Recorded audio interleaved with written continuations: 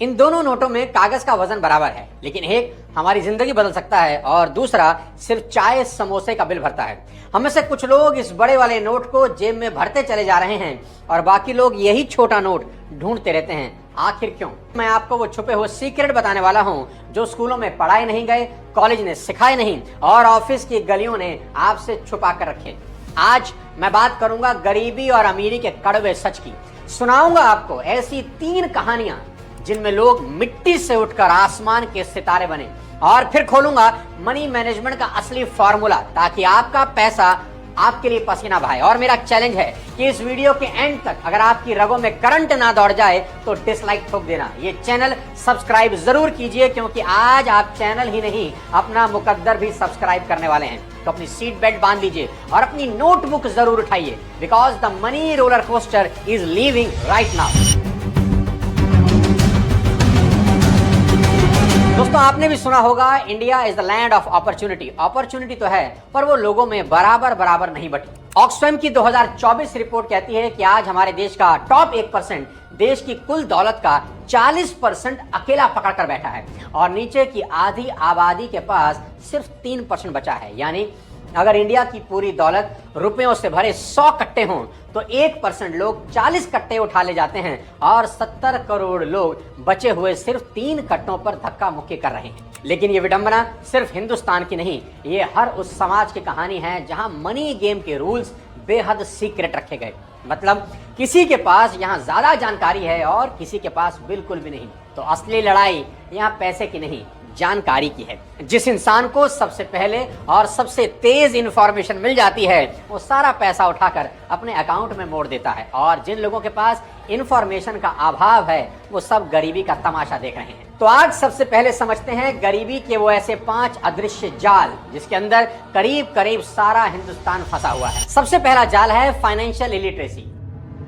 देश में अभी भी बहुत से लोगों को सबसे कॉमन और सबसे जरूरी चीज कंपाउंडिंग इंटरेस्ट की ताकत का नहीं पता, जो इस दुनिया का 8वां बड़ा अजूबा है। बहुत आसानी से आज आपको समझा सकता हूं। अगर लोग 100 रुपया भी रोज इन्वेस्ट करें तो महीने के 3,000 और साल के 36,000 रुपए होते हैं। और ये मान लें कि ये इन्वेस्टमेंट आपको सिर्फ 12% का रिटर्न देगी, और साथ ही साथ आप हर साल दर साल इस इन्वेस्टमेंट में 12% बढ़ाते चले जाएं।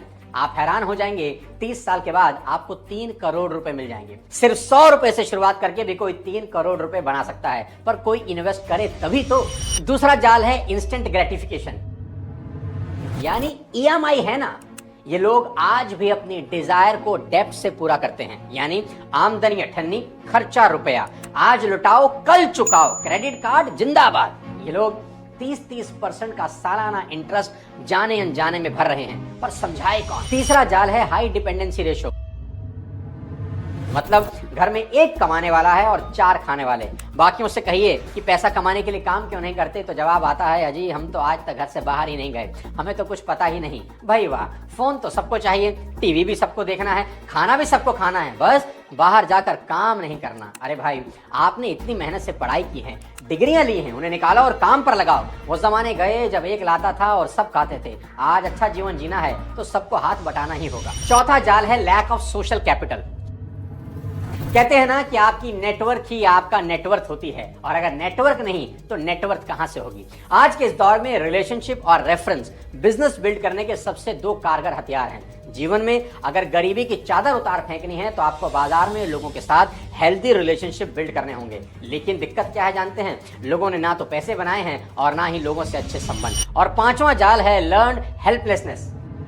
मतलब हमसे ना हो पाएगा की आदत जो पीढ़ियों से चली आ रही है कि ये हम कैसे कर सकते हैं, आज तक हमारे परिवार में किसी ने नहीं किया, हमारे मतलब का काम नहीं है, वगैरह वगैरह। वीडियो को पॉज करिए और अब कमेंट बॉक्स में लिखिए कि इन 5 में से कौन सा जाल अभी आपकी टांग खींच रहा है, और ये भी लिखिए कि कल से उस जाल को काटने के लिए आप कौन सा एक्शन लेने वाले हैं। अब आपसे एक सवाल पूछता हूं, जिन लोगों को आप अमीर देखते हैं, क्या वो लोग पैदा ही अमीर हुए थे? नहीं ना।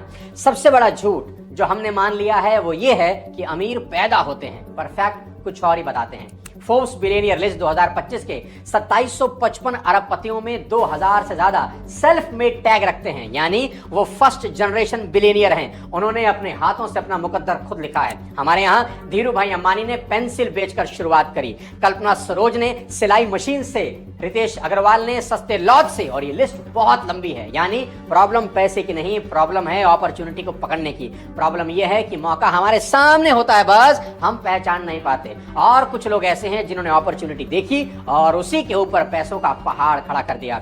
आज मैं आपको 3 असली कहानियां सुनाने वाला हूं और मैं चाहता हूं कि एक एक कहानी सुनते वक्त आप गेम खेलें। गेम क्या है? हर कहानी में नोट करें कि अपॉर्चुनिटी कहां दिखी और एक्शन क्या लिया, क्योंकि यही 2 पॉइंट आपके और आपके अगले बैंक बैलेंस के बीच का फासला तय करेंगे। सबसे पहले कहानी है अपने धीरू भाई अंबानी की। 1948 गुजरात के चोरवाड़ से निकला 17 साल का लड़का जेब में बस स्कूल की मार्कशीट और दिल में तूफान लिए पहुंचता है यमन के पेट्रोल पंप पर। सैलरी कितनी है?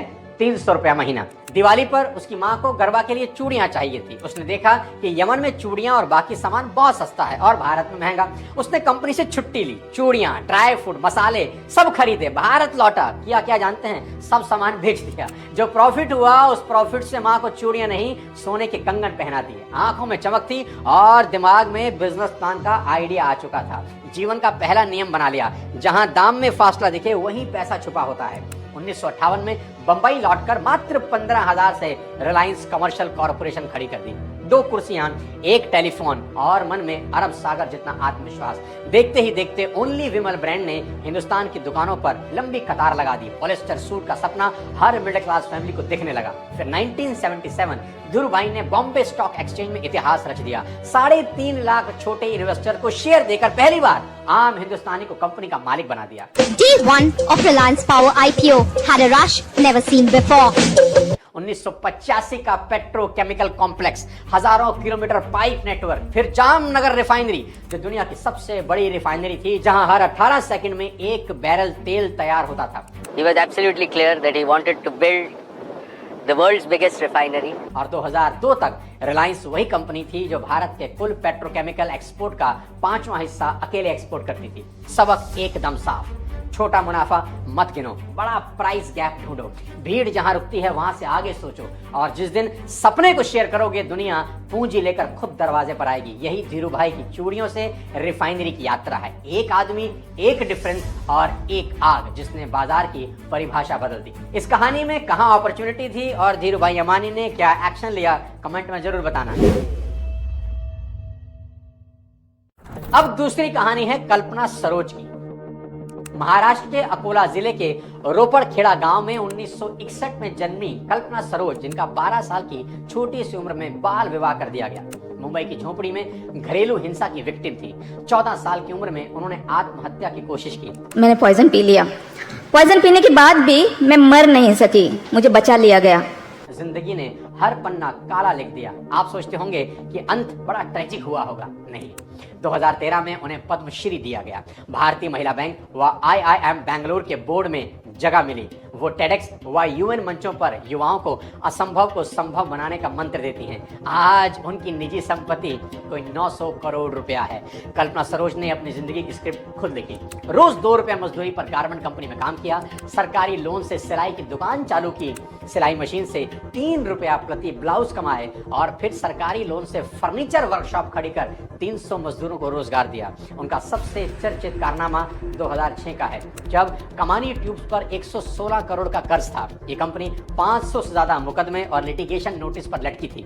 सारे खरीदार भाग चुके थे। सब बोले ये कंपनी डूबता जहाज है। कल्पना बोली डूबता जहाज है तो क्या हुआ, मैं कैप्टन बढ़िया हूं, पार लगा दूंगी। कल्पना सरोज ने वर्कर्स यूनियन, बैंकों व कोर्ट को एक मेज पर लाकर एक स्कीम समझाई। मजदूरों के बकाया 8.5 करोड़ चुकाए, 3 नई गैस फर्नेस लगाई और 2010 तक कंपनी को प्रॉफिट में मोड़ दिया।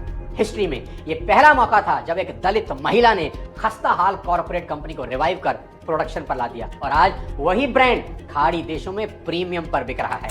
कोर्ट ने उन्हें द ओरिजिनल स्लमडॉग मिलेनियर कहा। वो कहा करती थी जब लोग डरकर भागते हैं वही वक्त भागने वालों के लिए रास्ता खोलता है। कहते हैं ना, हौसले का लोन जब सैंक्शन हो जाए तो ब्याज में दुनिया रिस्पेक्ट चुकाती है।